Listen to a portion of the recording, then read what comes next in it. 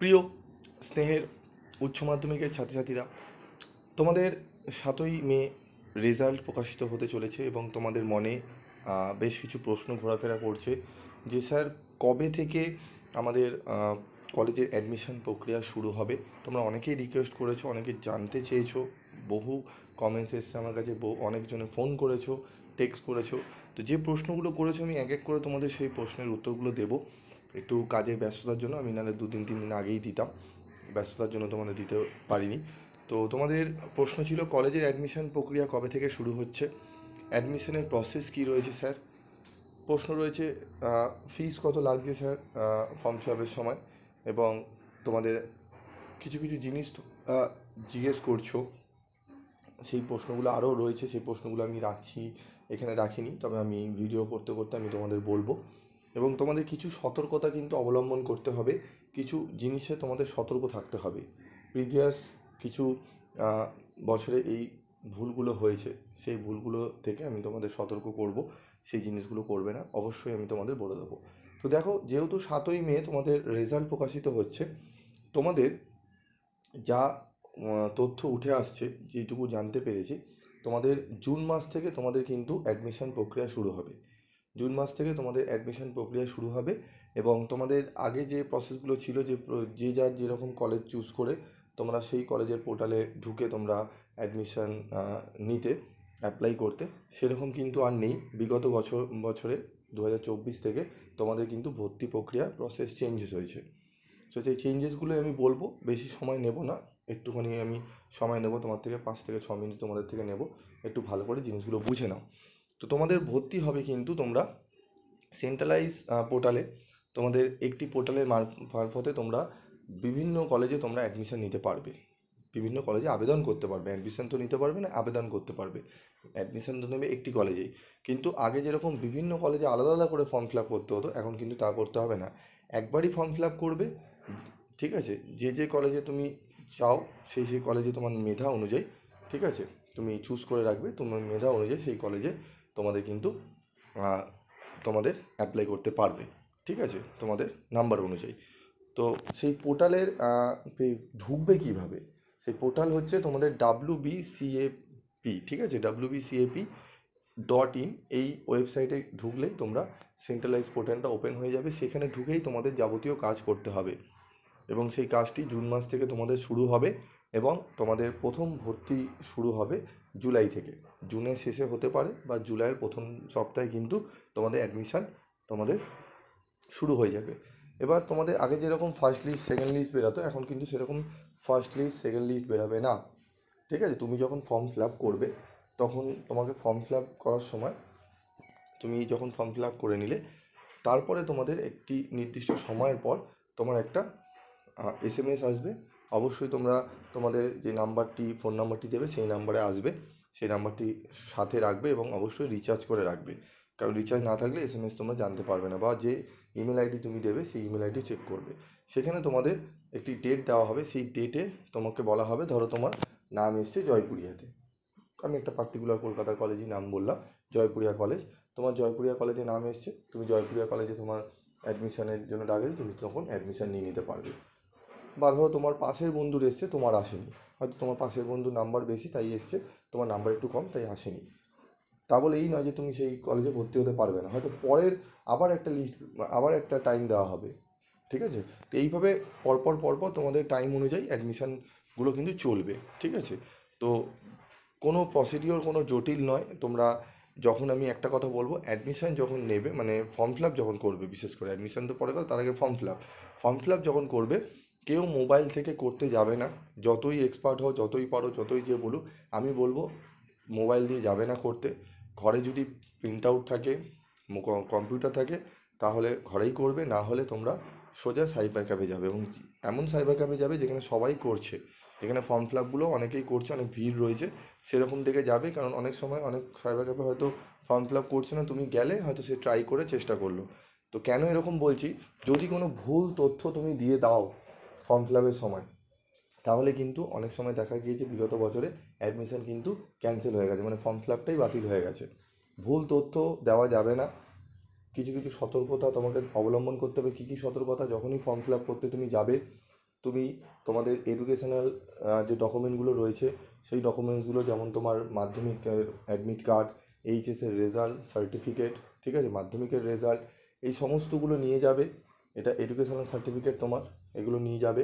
এগুলো খুব ভালো করে প্রপার করে প্রত্যেক জায়গায় যিনি করছেন তিনি দিচ্ছেন কিনা তোমাকে দেখতে হবে। এদিকে ফর্ম ফিল আপ হচ্ছে, তুমি এদিকে গল্প করছো বা বন্ধুর সঙ্গে আর কি করছো, এরকম কিন্তু করবে না। সেক্ষেত্রে কোনো একটা স্কিপ হয়ে গেলে তোমারই কিন্তু ক্ষতিটা হবে, ঠিক আছে। তাই এগুলো খেয়াল রাখবে। এবং তোমার অ্যাড্রেস প্রুফ, ঠিক আছে, আইডেন্টি প্রুফ, আধার কার্ড নেবে, ঠিক আছে। আধার নম্বরের সঙ্গে যেন মোবাইল নম্বরের লিঙ্ক থাকে। ধরো আধার কার্ড দিয়েছো, এবং হয়তো যেই মোবাইল নাম্বারটা আছে সেই মোবাইল নাম্বারটা তোমার হয়তো রিচার্জ করা নেই বা মোবাইল নাম্বারটার অস্তিত্ব নেই, সেরকম যেন না থাকে। যদি এরকম থেকে থাকে, অবশ্যই এই কদিনের মধ্যে তোমরা কিন্তু আধারের সঙ্গে মোবাইলের কিন্তু যে মোবাইলটা তোমার সাথে আছে বা লাইনটা চালু আছে সেই নাম্বারটা তোমরা লিঙ্ক করিয়ে নেবে, নাহলে কিন্তু পরে অসুবিধা হবে। অনেক ক্ষেত্রে অনেক কাজ আছে কিন্তু এই আধারের সঙ্গে ফোন যদি লিঙ্ক না থাকে, অনেকের এর জন্য কিন্তু ক্যান্সেলও হয়ে গেছে অ্যাডমিশন। তাই বলবো এই সতর্ক কিন্তু থাকতে হবে এই বিষয়গুলো, এই ভুলগুলো করবে না। যেই কথাগুলো বলছি একটু মনোযোগ সহকারে মাথায় রাখবে, ঠিক আছে। এবার হচ্ছে তোমরা এই সতর্কতা রাখবে, আমি পরবর্তী ভিডিওতে আমি বলবো। জাস্ট এখন আমি তোমাদের বলে রাখছি, তোমাদের প্রথম প্রাথমিক কাজ হচ্ছে তোমাদের আধার কার্ড অবশ্যই সাথে রাখবে। আধার কার্ডগুলো জোগাড় করে পাশে গুছিয়ে রাখবে, এবং আধার কার্ডের সঙ্গে দেখবে মোবাইলের লিঙ্ক আছে এবং সেই মোবাইল যেন চালু থাকে এরকম দেখে নেবে, ঠিক আছে। এবং তোমাদের আরও যদি কিছু ডকুমেন্টস থাকে সেগুলোও সাথে রাখবে। মাধ্যমিকের রেজাল্ট, এগুলো সমস্ত একটা ফাইলের মধ্যে গুছিয়ে রাখবে। এবং এইচএসের যখন রেজাল্ট পেয়ে যাবে তোমরা হাতে 8 তারিখে পাবে, তখন সেটি এবং সার্টিফিকেটটিও তোমরা ভালো করে এক জায়গায় সব রাখবে। এবং এক জায়গায় করে তারপর তার জেরক্স তুমি করে রাখবে, জেরক্স না করলেও চলবে, পরে লাগবে। তোমরা সেগুলো যখন সাইবার ক্যাফে যাবে খুব যত্ন সহকারে সেগুলো নিয়ে গিয়ে তোমরা সেগুলো স্ক্যানগুলো করবে, ঠিক আছে। স্ক্যান করে একটা ফাইল করে রেখে দেবে, যেটা পরবর্তীকালে অনেক ফর্ম ফিল আপের সময় তোমার কাজে আসবে। যখন সাইবার ক্যাফে যাবে তুমি বলে দেবে যে আমার যে স্ক্যানগুলো হয়েছে সেই ফাইলগুলো দিয়ে দিতে। তোমার ফটোকপি লাগবে, ছবি তুলে রাখবে দুটো, ঠিক আছে। বা যদি বাড়িতে থাকে সেগুলোকে সামনে রাখবে, বা আমি বলবো রিসেন্টলি তোমরা ছবি বার করে নেবে।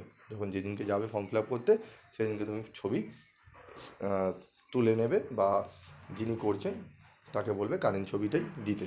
ওকে, এই বিষয়গুলোকে ভালো করে তোমাকে কিন্তু মনে রাখতে হবে। এই বিষয়গুলো যেন কোনো কারণবশত এগুলো ভুল যেন না করো, ঠিক আছে। এবং ফর্ম ফিল আপের জন্য কোনো ফিস লাগে না, হ্যাঁ, ফর্ম ফিল আপের জন্য কোনো টাকা লাগবে না। তবে যেই সাইবার ক্যাফে যাবে যিনি করে দেবেন এই সমস্ত কাজ, সেই চার্জটা তোমাকে দিতে হবে।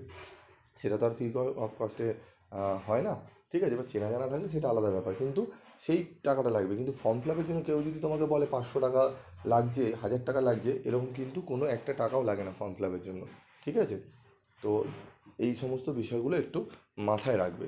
এবং তোমাদের রেজাল্টটা 7 তারিখের রেজাল্টটা বেরালে তোমাদের আরও যদি কিছু প্রশ্ন থাকে তোমরা অবশ্যই করতে পারো, আমি চেষ্টা করব যতটা পারবো তোমাদের বুঝিয়ে দেওয়ার, ঠিক আছে।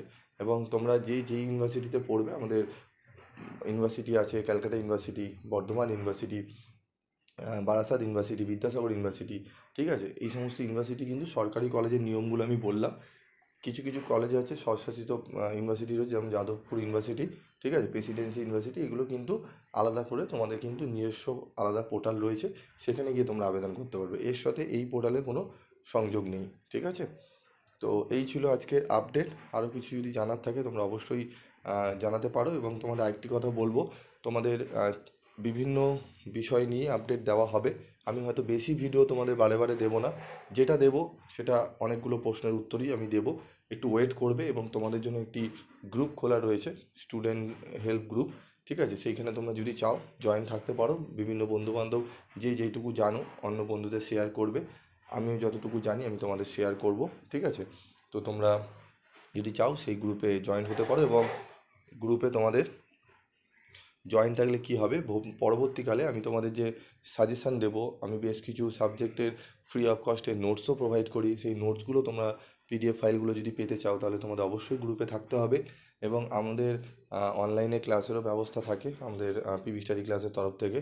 এবং অত্যন্ত রিজনেবল প্রাইসে আমরা কিন্তু নোটস এবং ক্লাস করিয়ে থাকি, যেগুলো অন্যান্য জায়গায় খুবই বিরল। তুমি অন্যান্য জায়গায় যে প্রাইসে পাবে তার অনেক হাফে তোমরা এখানে কিন্তু ক্লাসগুলো করতে পারো। এবং কোয়ালিটির আমাদের বিগত যে ছাত্রছাত্রীরা বেরিয়েছে, এমনও হয়েছে যারা শুধু ক্লাস মানে চ্যানেল ফলো করে রেখে দিয়েছে, সাবস্ক্রাইব করে রেখে দিয়েছে, কোনো তাকে না বই কিনতে হয়েছে, না কোনো নোটসও কিনেনি, তাও সে 60% পেয়ে নাম্বার পেয়ে পাস করেছে। এরকম বহু ছাত্রছাত্রী রয়েছে, তোমরা যদি ডাউট থাকে আমি তাদের নাম্বার দিয়ে দেবো, তোমরা নাম্বার পেয়েও তাদের সঙ্গে যোগাযোগ করতে পারো। আমি এখানে কোনো মিথ্যা কথা বা ভাওতাবাজি কথাবার্তা এখানে আমি বলি না। এবং তোমাদের আগে থেকে সতর্ক করব, বিভিন্ন এরকম রয়েছে চ্যানেল যেখানে তোমাদের প্রলোভন দেখিয়ে প্রচুর টাকা কিন্তু চাইবে, ঠিক আছে? সেগুলোতে পা ফেলবে না, আমি বারবারই বলছি। সেক্ষেত্রে কিন্তু তোমরাই ঠকবে। তো আশা করি তোমাদের পরবর্তী ফার্স্ট সেমিস্টার থেকে তোমাদের জার্নি শুরু হবে কলেজের। আমি সবসময় তোমাদের পাশে থাকবো। তোমরাও যদি চাও যে উপকার আমরা এই চ্যানেল থেকে পাবো বা পেতে পারি ভবিষ্যতে, তাহলে অবশ্যই চ্যানেলটি সাবস্ক্রাইব করে পাশে থাকা বেল আইকনে ক্লিক করে রেখে দিও। আজকের মতো ভিডিওটি শেষ করলাম।